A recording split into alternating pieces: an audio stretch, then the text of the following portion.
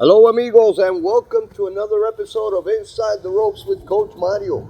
Coach Mario, owner and head coach of Warriors Pride Boxing Academy here in Miami, Florida. How are you guys doing this morning?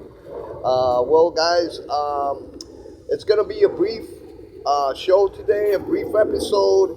I just want to answer some of the comments out there, some of the comments that are misinformed, some people that are still talking about the so-called offers from Teofimo Lopez camp, from Bill Haneys camp to SUBRIEL Matias.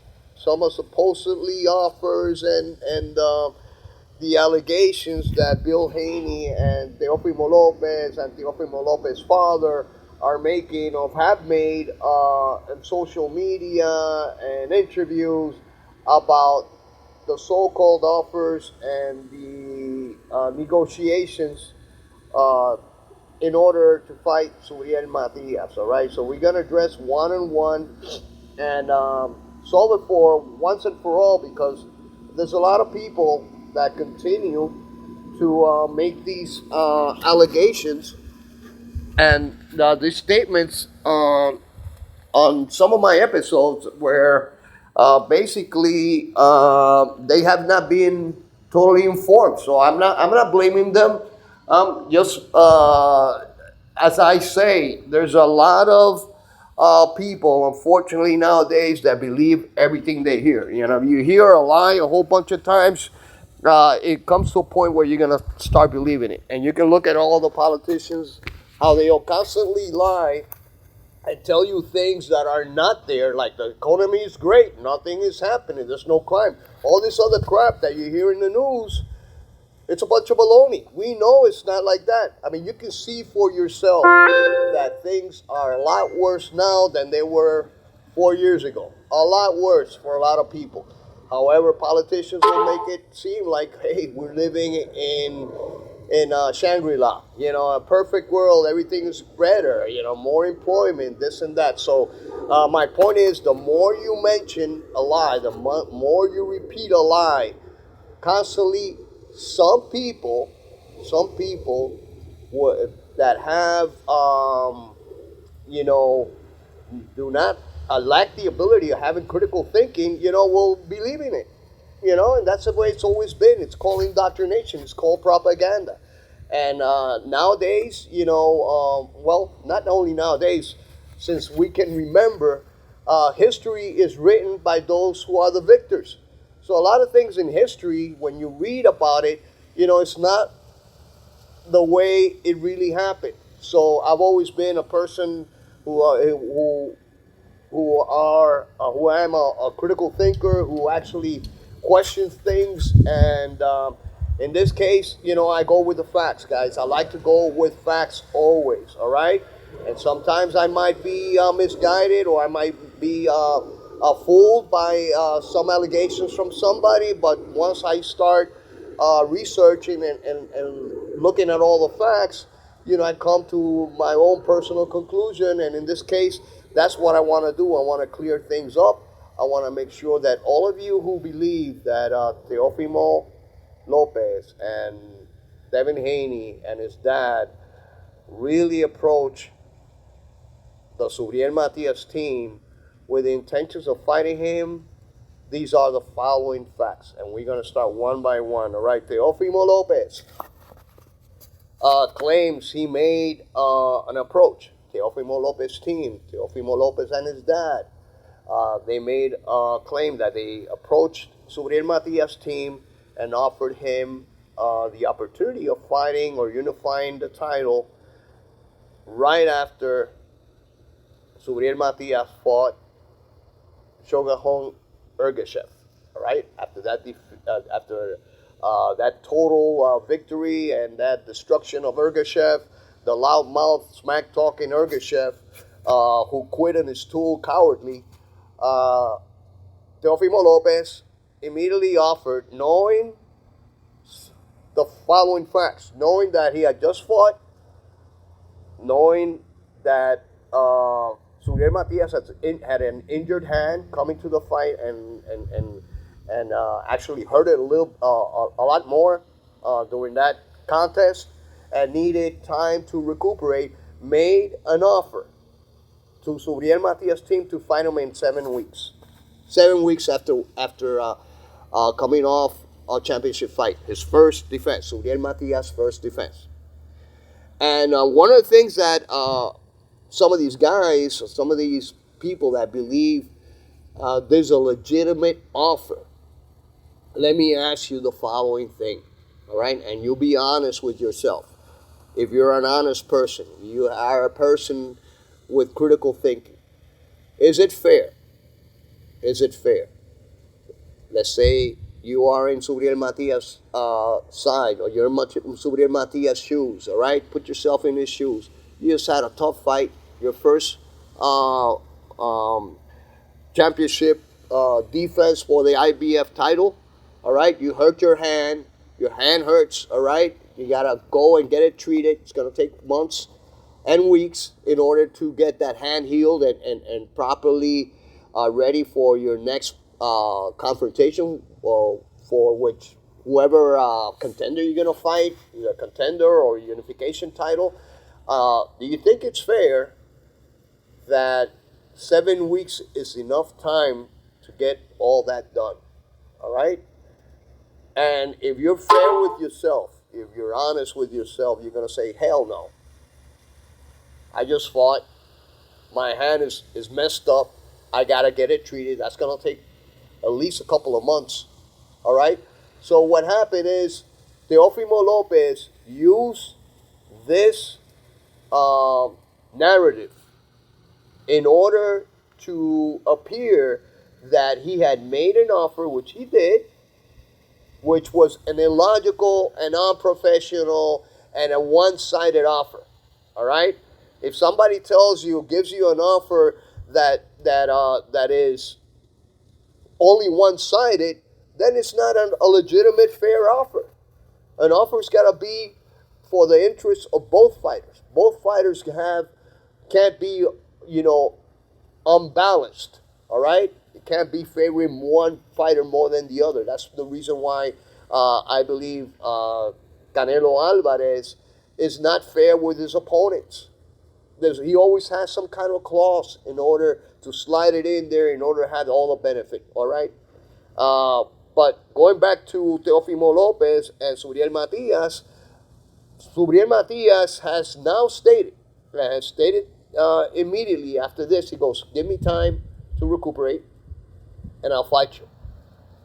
Give me time to recuperate and I fight you, which is an understandable response to an unfair proposal from Teofimo Lopez. All right? So Subriel Matias is saying the following, and if you look at some of his interviews, and some of you guys that don't speak Spanish, that might be the issue why you're not well informed. Subriel Matias has said in multiple interviews, I'm going to fight you in June. All right? You have a compromise right now, a commitment to fight Jermaine Ortiz. That's not going to be an easy fight for Teofimo Lopez. That's going to be a hard fight for Teofimo Lopez, and if he's not prepared well, he can lose that fight. He can definitely lose that fight. So let's say, for argument's sake, Teofimo wins this fight against Jermaine Ortiz, which is February, in a few weeks from now. All right, he's going to give, Matias is telling him, I'm going to give you 5 months to get over it, to recuperate. So it's February 8th, March, April, May, June. 4 months. 4 months to recuperate. I think that's ample time for Teofimo Lopez to have a fight. And if he needs an extra month, Matias says, listen, I'll fight you in July. All right, let's sign that up. All right, let's sign it. Let's get that unification title. Guess what's coming out of the Teofimo Lopez camp? Crickets. Crickets. You think he's going to answer to that proposal? No, he's not. It's all clout chasing, guys. Don't fall for the scams that the Lopez family is constantly doing. They're just trying to get over. They're just trying to clout chase and to fool people and believing that they're not cowards, that they want to fight Suriel Matias, which is not true. You look at everything, and this is something that really bothers me, and you know, I don't know what to think. I think, this might be some kind of racism, some kind of prejudice against Hispanics. When you don't talk about a fighter, and we're talking about commentators, we're talking about pros, we're talking about the champions, we're talking about the media, you don't talk about a champion, a belt holder who has proven himself in that weight division. He stopped, 20 out of 20 fights, 20 out of his 20 wins, they're all knocked out. The last 5, he stopped. The last 5 that's made him quit on their stool. When you don't talk deliberately about a person with this, with the advantages and the resume that Subriel Matias has, it shows me some kind of prejudice. It shows me some type of an agenda from all of these people that want to keep this man down. They don't want to give him the opportunity. And my idea is because of money. Money. I'm pretty sure that, Ryan Garcia and Rolly is going to make more money than Ryan Garcia versus Subriel Matias, or Rolly versus Subriel Matias. But let me tell you something. Haney was looking, and we're going to talk about that in a few seconds, but Haney was looking to fight Ryan Garcia. And why did Haney want to fight Ryan Garcia? I'll tell you what, Haney's fights do not sell.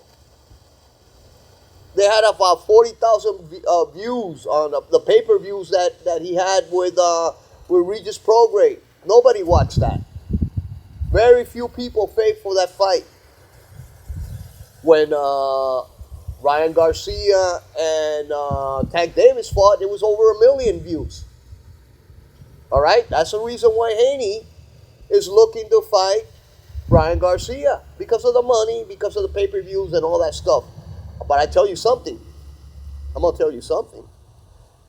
If Devin Haney wants large pay-per-view, if Devin Haney is looking for money, fight Subriel Matias. And I'll tell you why, guys. And for all those non-Hispanics out there, and I know there's a lot of you guys out there that are not Hispanics and you support Subriel Matias, and you're a fan of Subriel Matias because Subriel Matias is an exciting fighter.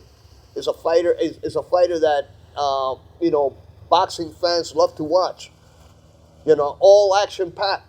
His fights are exciting. Devin Haney's fights are boring as hell. Nobody wants to watch that shit. Boring. He fought a flat-footed, short arm reach, Regis Prograis. Regis Prograis is not Subriel Matias. All right. It's nowhere close. So, if Devin Haney wants to make money, again, let me repeat that. Devin Haney wants to make money, fight Subriel Matias. He's the next best option. And you know why? Because millions of Hispanics like him. He's got that fan base, the Puerto Rican fan base. The fan base from New York. The fan base from all these other places where there's a lot of Puerto Ricans and Hispanics.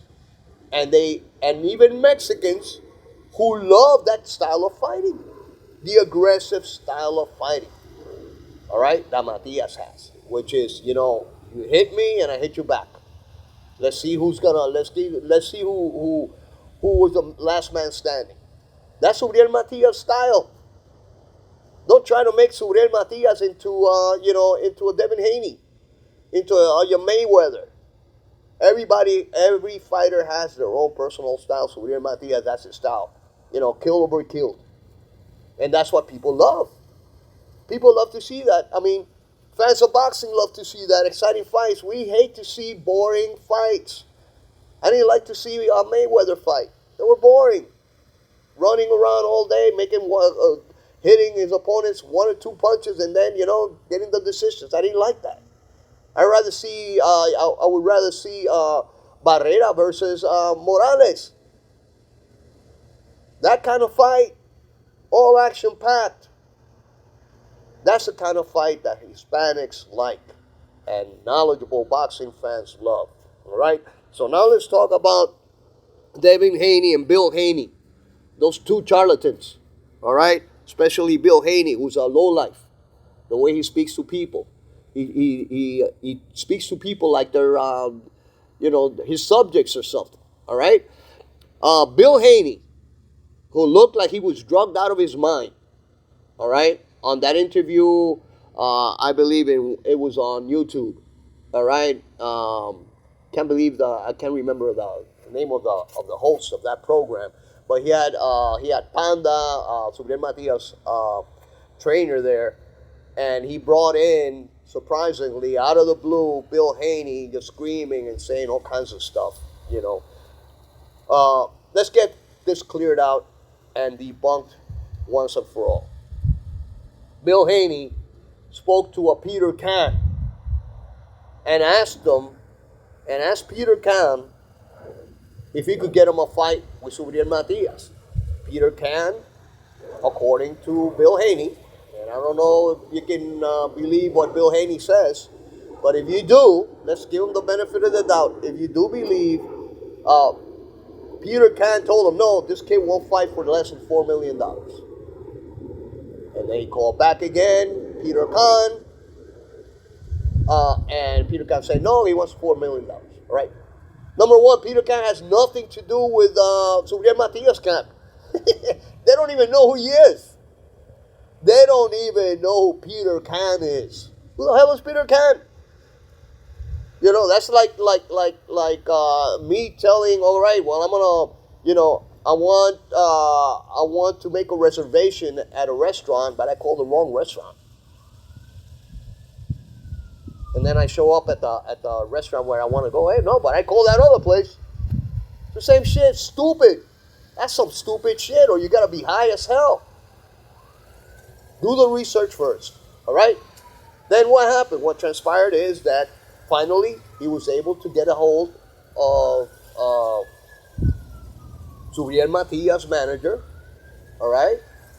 And he spoke to SUBRIEL Matias' manager, but he started screaming on the phone. First of all, SUBRIEL Matias' manager doesn't speak English, or, understands it, but can't speak it very well. He uses his son as a translator.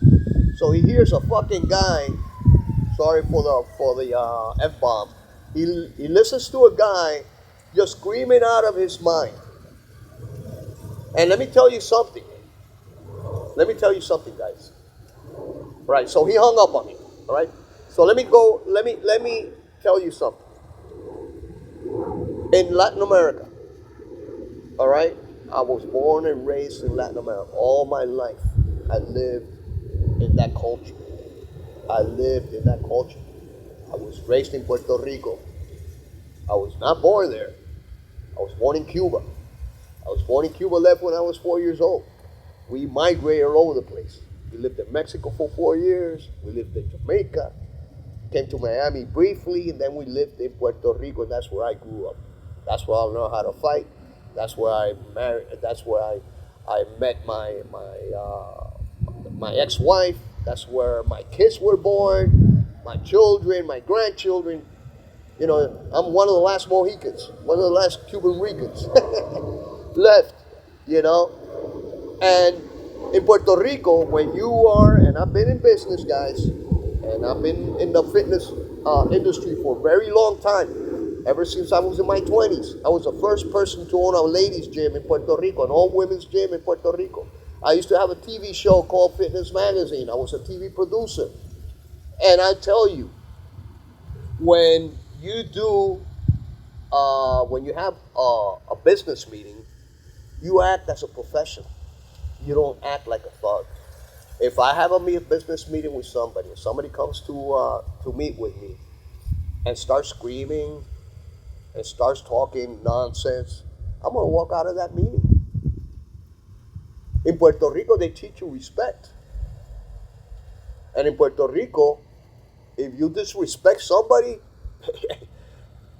you better get ready. Because we don't take that shit lightly. You disrespect a Puerto Rican, you disrespect somebody. And that's the way this Bill Haney is. And that's the way where he grew up, the way they are, where he grew up. Some places here where they do have a lot of respect here in the States, but some places that they don't know what that is. They have no clue. They have no, the upbringing. You know? And you can come from the hood, because SUBRIEL Matias from the hood in Puerto Rico, and you go to the hood in Puerto Rico and you treat them with respect, and they treat you with respect. All right? And I've been to all these bad neighborhoods. I've been to La Perla. I've been all over in Puerto Rico. And I had drinks there, and I've shared times with people there in all these, the worst places that you can think. Nothing ever happened to me. Why? Because I have respect. And when Bill Haney comes to a multi-millionaire who's SUBRIEL Matias' manager, and I'm always forgetting his name. Sorry, guys. I'm not going to mention him because I forget his name. But this guy's a multi-millionaire who actually has business in the entertainment industry. He's the manager for several high-profile singers, you know, and I'm not too in tune with today's singers, guys. So forgive me for not knowing their names, but they're high-profile. They're world-class singers. This guy's a multi-millionaire. Some chump like Bill Haney comes screaming at you, demanding shit. That's not the way to do business. It's not professional. He's going to get the phone hanged up 100 times. So finally, SUBRIEL Matias' manager said, listen, you want to do business? Let's get together in Arizona. I have a fight there. I'm going to fly off to Arizona. We'll meet there. Guess what?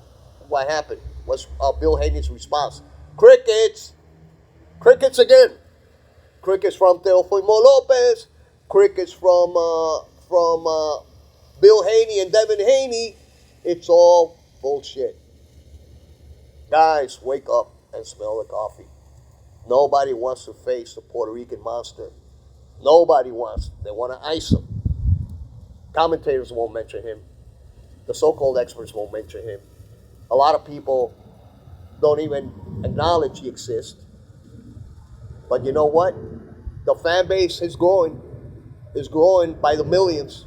And people are demanding, and this is the reason why I have this program and why I have this episode, why I talk so much about SUBRIEL Matias, is because, you know, I'm sick and tired of him getting the shaft. We want to see him fight. We want to see him fight the best. And if other fighters are better than him, well, take the fight. If he's so easy to beat, then take it. Like some people say, oh, he would destroy, Bill, Devin Haney would, walk circles around him. Yeah, run circles. Run circles all night. Let me tell you something. He's the most dangerous man in the sport of boxing. He's got a body under his belt. It's not something to brag about, but it's a fact. And when 5 of his last opponents quit on their stool and they start getting hit by this guy who loves to get hit, he says it. So for you guys who are talking about defense, he don't give a shit about defense. That's the way he fights. That's his style. Hit me a couple of times, I take your punch, and now it's my turn. All right, guys? So he's not Money Mayweather. He's not Devin Haney. Those guys got a boring-ass style. This guy comes to fight the Mexican style, come forward, just like Better BF, who showed you the other night. He's an aggressive fighter who comes forward, throwing hundreds of punches just like Matias, hitting you anywhere he can, knows how to cut off the ring. So guys, again, I hope you guys can understand all of those detractors, all of those guys that are continue to spread the rumors and the narrative that SUBRIEL Matias is avoiding Teofimo Lopez and Devin Haney. Really? Come on, guys.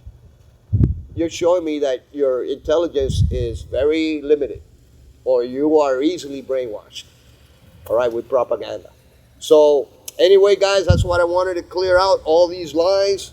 Hopefully, I don't have to answer more stupid comments about this same issue from some fighters. And if you do, go research it first, guys.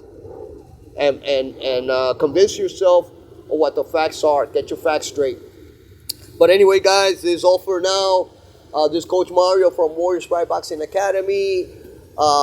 Saying hasta la vista. God bless you all. Until next time, peace.